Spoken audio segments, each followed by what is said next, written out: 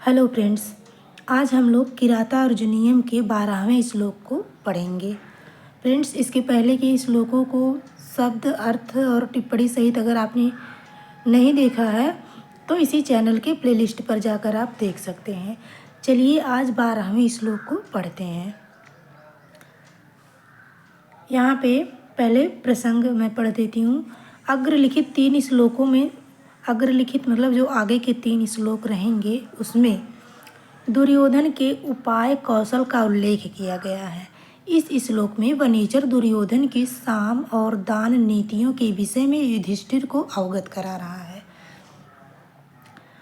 तो यहाँ पे वंशस्थ छंद है और वंशस्थ छंद का लक्षण है जतौ तु वंशस्थमुदीरितं जरौ, जतौ तु वंशस्थमुदीरितं जरौ, निरत्ययं सामनदानवर्जितं,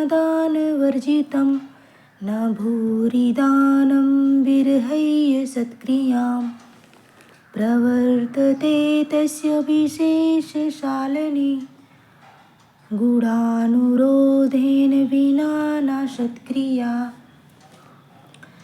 आइए इसके अर्थ को जानते हैं। निरत्यम सामन दान वर्जितम मतलब उस दुर्योधन की, किसकी? उस दुर्योधन की निर्बाध प्रवृत्ति जो है, साम मतलब मधुर वाणी, और दान वर्जितम यानी दान रहित नहीं होती। उस दुर्योधन की वाणी जो होती है दान रहित नहीं होती। न भूरि दानम विरहय्य सत्क्रियाम, और भूरि मतलब प्रचुर, दान मतलब दान, विरहय्य मतलब छोड़कर, सत्क्रियाम यानी सत्कार के, और प्रचुर दान सत्कार के बिना प्रवृत्ति नहीं होता। अब है प्रवर्तते तस्य विशेष शालिनी गूढ़ानुरोधेन विना न सत्क्रिया, और विशेष शालिनी मतलब विशेष शोभित होने वाला, सत्क्रिया सत्कार, गुणानुरोधेन बिना यानी गुणों के प्रति अनुराग के बिना विशेष शोभित होने वाला सत्कार उसका नहीं होता। चलिए देखते हैं हिंदी अनुवाद में। उस दुर्योधन की निर्बाध प्रवृत्ति मधुर वाणी दान रहित नहीं होती। अर्थात कहने का मतलब ये है कि अगर वो जो है मधुर वाणी बोलता है तो साथ में दान भी देता है। मतलब जैसे किसी ने उसके लिए कार्य किया तो उसको बस दान दे करके वो मतलब अपना कार्य सिद्ध नहीं करता कि जाओ तुमने मेरा काम कर दिया, ले जाओ इतना तुम्हारा जो वो हुआ कि हाँ चलो इतना हो गया तुम्हारा, जिसकी मतलब इतना मुआवजा हुआ, चलो इसको ले जाओ। उसके साथ साथ वो मीठी वाणी का भी प्रयोग करता है। कहने का मतलब ये है प्रचुर दान सत्कार के बिना नहीं करता, और जब वो अधिक दान करता है तो सत्कार भी करता है, साथ में सत्कार भी करता है। और विशेष शोभित होने वाला सत्कार गुणों के प्रति अनुराग के बिना नहीं प्रवृत्त होता है।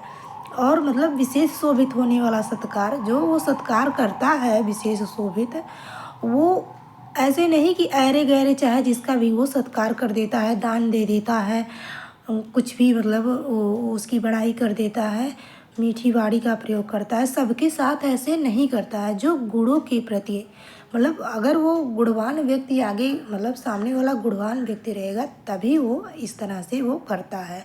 गुणों के प्रति अनुराग के बिना प्रवृत्ति नहीं होता, यानी कि जो उपर्युक्त जो कार्य दुर्योधन करता है वो सामने वाले का गुण देखकर ही करता है। चलिए देखते हैं भावबोध एवं व्याकरण। तस्य उस दुर्योधन की निरत्यम निर्बाध यानी निरंतर प्रवृत्त होने वाली, और देखिए निर्गतः अत्ययः यस्मात् दिति निरत्यम बहुव्रीहि समास हो जाएगा। साम मृदुवाणी मधुर वचन। यहाँ देखिए दान वर्जितम, तो दान वर्जितम ना दान रहित नहीं होता है। भूरि दानम अत्यधिक दान, भूरि शब्द दानम का विशेषण है और बना है कैसे? भू प्लस क्रीन से भूरि बना है। अब आगे सत्क्रिया सत्कार को सत आदर एवं असत अनादरार्थक है। सती चासव क्रिया चा इति सत्क्रिया कर्मधारय समास। यहाँ पे विरहय्य यानी सत्कार को छोड़कर।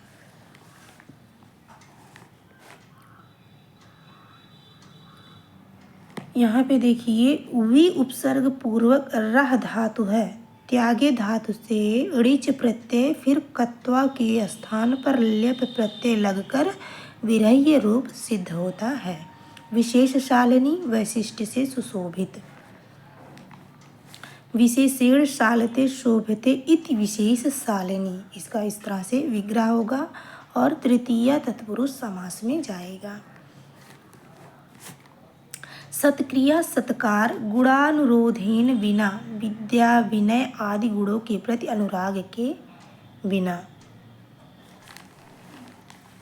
अब है ना प्रवर्तते, प्रवर्तित नहीं होती है। यहाँ पे प्रा उपसर्ग पूर्वक वृत धातु का आत्मनेपदी लट लकार प्रथम पुरुष एक वचन का रूप है। अलंकार इस पद में पूर्व पद वाक्य के विशेषण के रूप में उत्तर पद वाक्य की स्थापना के होने के कारण एकावली नामक अलंकार है। इसका लक्षण है स्थाप्यते पोह्यते वापि यथा पूर्वम परम परम। विशेषणतया वस्तु यत्र स कावली द्विधा। काव्य प्रकाश में इस तरह से लक्षण है। गुण प्रसाद है, रीति वैदर्भी है, छंद वंशस्थ है। अब आइए आगे श्लोक को देखते हैं। इसके पहले प्रसंग। इस श्लोक में जो आगे आने वाला श्लोक है, इस श्लोक में वनेचर दुर्योधन की दंड नीति विषयक कुशलता का वर्णन कर रहा है।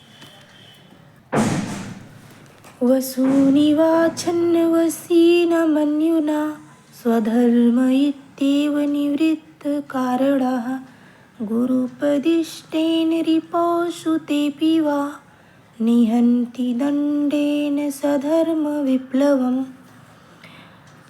इसको देखते हैं। वसूनि वाञ्छन्न वसीन मन्युना, मतलब इंद्रियों को वशी मतलब वश में करना, अपनी वश में करने वाला वह। इंद्रियों को वश में करने वाला वह कौन? दुर्योधन। और यहाँ पे वशु का अर्थ हो जाएगा धन से संबंधित, यानी धन को ना चाहते हुए भी वह। स्वधर्म इत्येव निवृत्ति कारणा, मतलब ये मेरा धर्म ही है, उसको इस तरह से निवृत्ति कारण यानी लोभ मोह इन सब कारणों से परे, मतलब उसके अंदर ये सब भावना नहीं है, उसको दिखलाता हुआ। गुरुपदिष्टेन रिपो सुतेप युवा। गुरुपदिष्टेन मतलब धर्माधिकारी जो उपदेश मतलब देते हैं। और रिप माने शत्रु, सुत मतलब पुत्र, भी वा माने अथवा, निहंति दंडेन सा धर्म विप्लवम, मतलब जो धर्म विप्लवम, धर्म के विरुद्ध जो भी कार्यवाही होती है उसकी, वो जो है चाहे वो शत्रु हो चाहे उसका अपना पुत्र ही हो, सबके साथ वो समान व्यवहार करता है। कहने का मतलब ये है। आइए हिंदी अनुवाद को देखते हैं। इंद्रियों को अपने वश में करने वाला वह दुर्योधन ना तो धन को चाहते हुए ना क्रोध से प्रत्युत लोभादि कारणों से रहित होकर अपना धर्म कि ये मेरा राजधर्म है ऐसा मानता है। ऐसा ही मानकर श्रेष्ठ न्यायविदों द्वारा बताए गए दंड या विधान से शत्रु अथवा पुत्र में भी विद्यमान धर्म के व्यतिक्रम को रोकता है।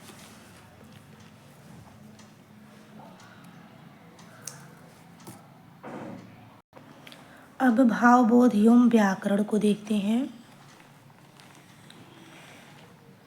वशी सह इंद्रियों को नियंत्रित करने वाला वह दुर्योधन। वशः अस्ति अस्य इति वशी, यहाँ पे वश धातु से मत्वर्थ में इन प्रत्यय लगकर वशी पद सिद्ध होता है। वशूनि मतलब धनों को, वस धातु में उ प्रत्यय लगकर बने वसु शब्द की द्वितीय विभक्ति बहुवचन का रूप है। वाछन्न न चाहते हुए, मन्युना न क्रोध से नहीं, मन्यु माने क्रोध तो ना माने नहीं, मन्युना न क्रोध से नहीं। निवृत्ति कारण, कारण से रहित होकर।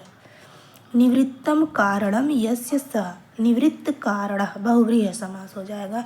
नि उपसर्ग पूर्वक वृत्त धातु से कर्ता अर्थ में अक्त प्रत्यय लगकर निवृत्त रूप सिद्ध होता है। स्वधर्म अपना धर्म।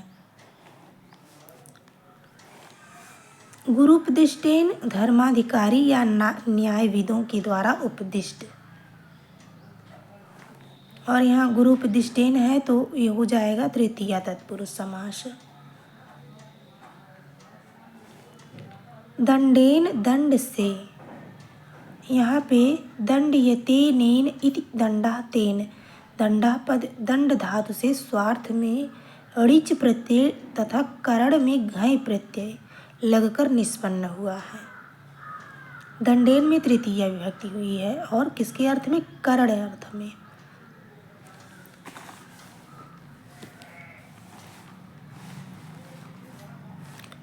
रिपो सुते पीवा, शत्रु अथवा पुत्र में भी।